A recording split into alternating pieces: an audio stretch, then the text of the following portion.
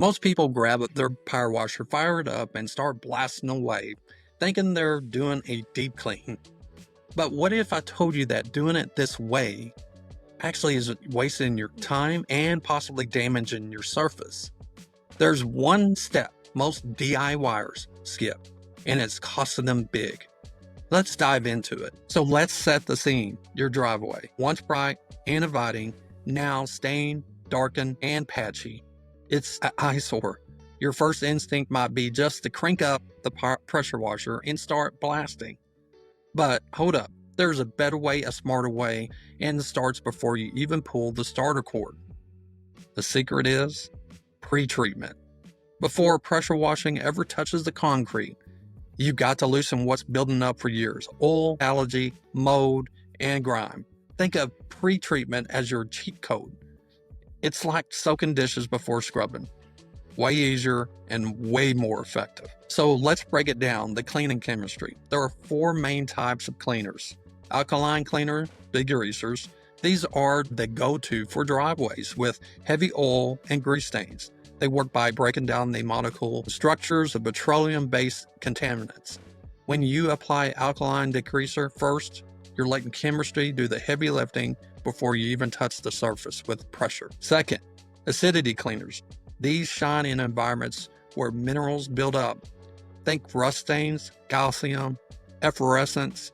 They will work well on brick, tile, and concrete that hasn't been sealed, but use them carefully. Acid cleaners can etch and cause permanent damage if not rinsed properly or overused. pH neutral cleaners. These are perfect for maintenance washes, light cleaning jobs, or when you're dealing with surfaces that are sensitive to pH extremes. Think vinyl siding, painted surfaces, delicate exterior finishes. They won't knock out the heavy grime, but they'll keep surface looking fresh with regular use. Then lastly, we have the bleach-based cleaners, the sodium hypochlorite. These are the big guns for mold, mildew, allergy, and organic staining. Most house washes, roof cleanings rely on SH. The effectiveness is unbeatable, but so is the potential for damage. If misused, always dilute appropriately and protect plants, pets, and people. Now, for this particular project, I went with a blend of Action Plus pressure washing surfactant, aka soap, and 12% sodium hypochlorite. To apply it, I used the YAMATIC adjustable chemical injector kit.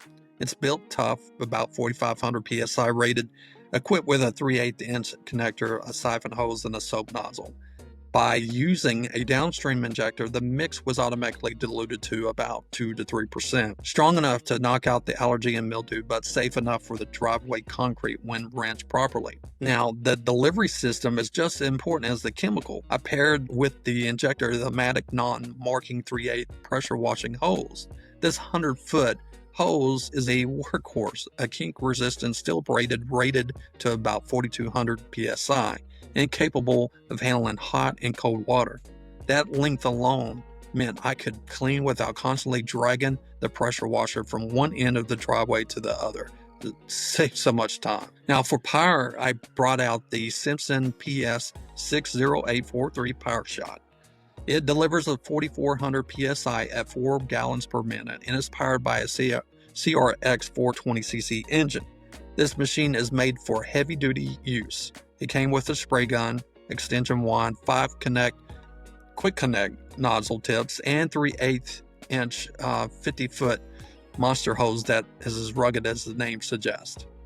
Now, here's where the pro-level thinking comes in. Despite the machine raw power, I reduced the working pressure to around 2,500 PSI. You ask why? Well, on most projects, you do want your pressure to be between that 25 to 2,800 PSI because overpressurizing the surface can cause permanent damage. Too much PSI can etch concrete, leave striping marks, and degrade the surface. Controlling your pressure output is just as critical as using your right chemical. So once I let the pre-treatment dwell for about 10 to 15 minutes, I started the rinse down with low pressure. The surface looks dramatically better. Already grime was breaking down and lifting out effortlessly.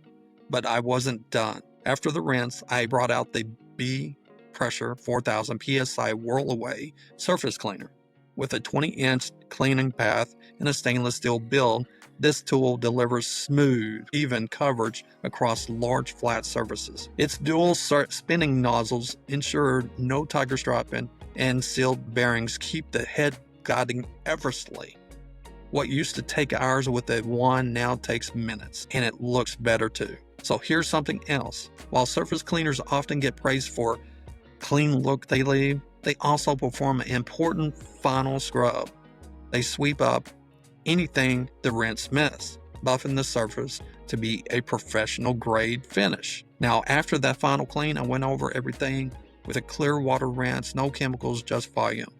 This removed any lingering SH or soap residue and ensured the driveway was safe for foot traffic, pets, and plants. And this is where most people could call it done. But there's one final pro tip to consider, and it's optional. You can do a post-treatment. If your driveway is particularly mold prone or in a shady, humid area, apply a post-treatment can keep it cleaner for longer. A diluted SH spray after a cleaning helps prevent regrowth of allergy and mildew. Just be sure to apply it lightly. Allow it to dry on its own. Don't rinse it off. This acts as a protectant until your next routine wash. So whether you're a dedicated DIYer, wanting to pro results, or just getting something with your own pressure washing business, this method works efficient, effective, and delivers the kind of results that leave customers and neighbors asking how you did it. So let's recap. Number 1, pre-treat. Use the right chemicals for your surfaces and stains. Let it dwell. Number 2, pirate wash. Adjust your PSI to 2500 is often ideal for driveways. Number 3, surface clean. Use your flat surface cleaner for uniform results and efficiency. Number 4, final rinse. Clear away any residential detergent or chemical. And then lastly, optional post-treat. Apply a preventative layer to deter future organic growth. Now, for your convenience, I left some Amazon affiliate links to these products in the video description. This means if you click and purchase through them, I may receive a small commission at no extra cost to you.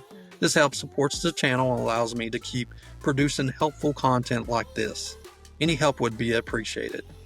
Now, if this video helped you out, consider leaving a like, subscribing for more home maintenance and cleaning tips. Hit that bell icon so you stay ahead of the grind. Keep your gear in check, your surfaces clean, and your standards high. And thank you for watching. Have a blessed day.